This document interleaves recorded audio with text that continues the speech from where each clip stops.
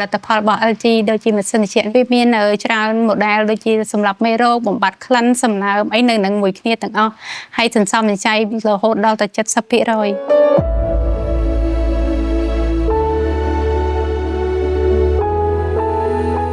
ចាជំរាបសួរខ្ញុំឈ្មោះស៊ីនួនហាងស៊ីនួនស្រុកឈូកខេត្តកពតហាងស៊ីនួននៅពីកង្កាត់អេស៊ីដាប្រហែលជា50ម៉ែត្រជាប់ផ្លូវជាតិលេខ3តាំងពីខ្ញុំចាប់ផ្ដើមរកស៊ីគ្រឿងអេឡិចត្រូនិកមកចាប់ដៃគូជាមួយនឹងក្រុមហ៊ុន GE ហ្នឹងគឺ LG រយៈពេល7ឆ្នាំ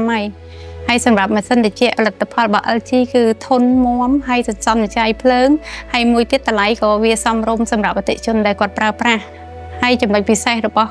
LG គឺវាមានកញ្ឆែងទាំងក្រោយរបស់វាគឺស្ពាន់អាហ្នឹងយើងអាចការពារពុកច្រែះបានសម្រាប់ខេត្តកពតណាតាំងពីខ្ញុំលក់ផលិតផល LG ដូចជាម៉ាស៊ីនត្រជាក់ហ្នឹងមកមួយឆ្នាំទៅមួយឆ្នាំគឺមានអតិថិជនគាត់ប្រើប្រាស់ច្រើនហើយមួយទៀតគាត់តែងតែប្រាប់ថាពេលដែលប្រើម៉ាស៊ីនត្រជាក់ LG ទៅគឺវាជួយសេវភ្លើងបានច្រើន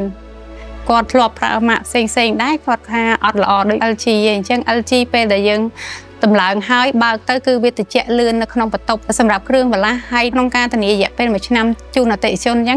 ញ្ចឹងគ្រឿងបន្លាស់គឺវាជាការងាយស្រួលដោយសារហាងខ្ញុំមានជាងអញ្ចឹងហាងខ្ញុំមានជាងពេលដែលខាងជាងហាងខ្ញុំពិនិត្យទៅថាមានខូចអី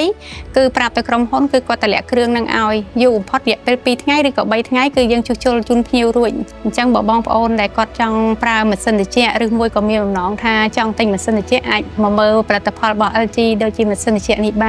សេវាកម្មគាត់ក៏លឿនហើយនាំមួយគ្រឿងបន្លាស់មិនឲ្យភ្ញៀវរងចាំយូរឯង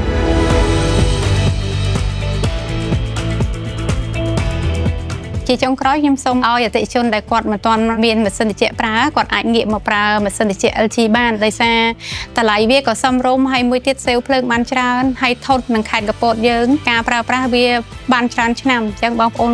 គួរតែងាកមកមើលម៉ាស៊ីនត្រជាក់ LG វិញ